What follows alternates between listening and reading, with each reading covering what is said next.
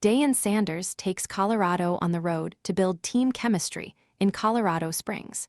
Deion Sanders takes Colorado on the road to build team chemistry in Colorado Springs.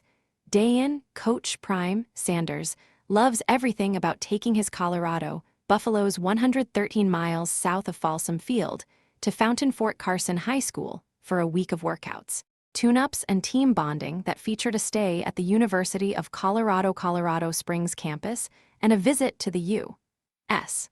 One thing would make it even better: scrimmaging with or against the Falcons, something Sanders is hoping the NCAA will soon allow teams to do in the offseason, as he first suggested a couple of years ago when Syracuse wanted to visit Boulder for a spring scrimmage.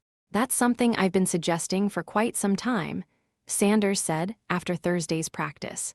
And the NCAA felt compelled to allow FCS schools to do what we thought of quite some time ago. Fruit flies taking over your kitchen? This discreet plug-in trap uses light to attract flying insects, then captures them on a replaceable adhesive cartridge, without noisy zapping or messy sprays. Want to get the best verified deal and see full details?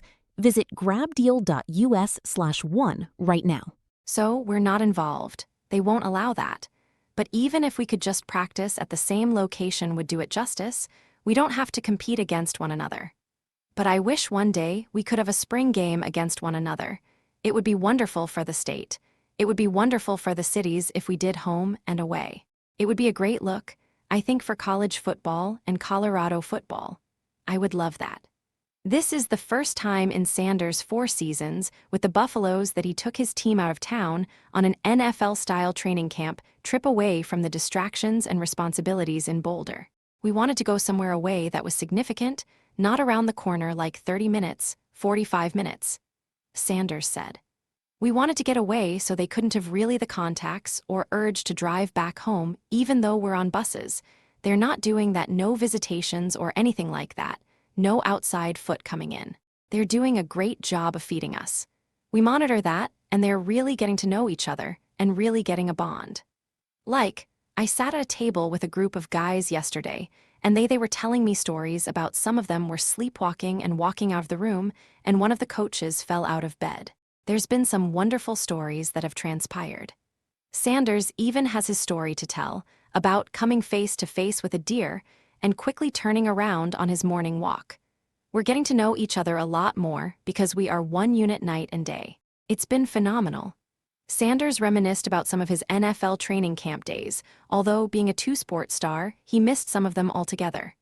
"Well, I was thankful not to go through many because of this game called baseball," Sanders said. "But we bonded, man, and we had a good time. It was hot, extremely hot with the Cowboys in Texas. But it was a bond that you can't replace by anything because you're just there thinking, football, football, football. You're waking up together, you're going to sleep at the same locations. It really is a beautiful thing, and I'm glad we're able to come here and do it." The Buffaloes are coming off a trying 3-9 season that began with Sanders undergoing surgery to remove his cancerous bladder. He's now cancer-free, has his energy back, and is leading a staff that features new offensive Brennan Marion and defensive Chris Marv coordinators. This is not to demean any of the former coaches, but this is the best staff I've had ever in my coaching career, from youth football all the way up, Sanders said.